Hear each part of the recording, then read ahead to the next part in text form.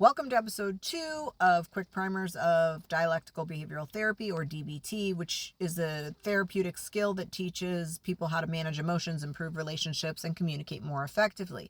Today I'm going to talk about a skill called GIVE, G-I-V-E. One of the most important lessons I've learned in life is this: not every disagreement requires a fucking winner. My ego struggles with this, but it's true.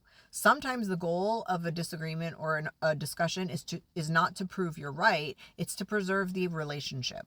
Okay? So give is a skill we can use for this. G equals gentle, not weak or passive. You can be direct, but still gentle. We're not attacking people. We're not throwing insults. We're not assassinating characters, okay? We're just giving some respect.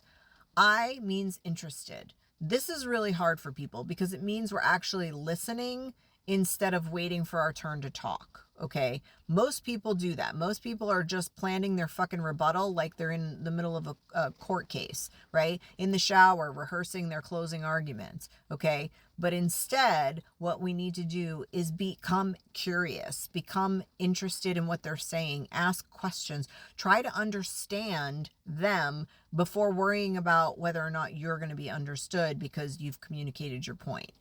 V is for validate. People get confused because validation does not mean agreement. And I think people think if I validate somebody's point, then I'm conceding, right? And therefore I'm wrong.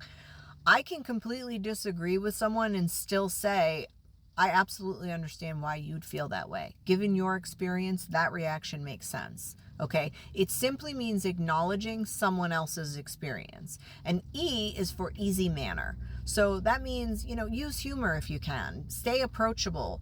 Don't turn every conversation into a fucking deposition. Okay? Because the reality is this: most arguments are really not about facts. They're about people wanting to feel heard. And you would be amazed how often conflict starts to soften and communication becomes actual conversation as soon as somebody starts to feel understood. Anyway, hope that was helpful. Thanks for hanging out. We're not just recovering, we're reconstructing.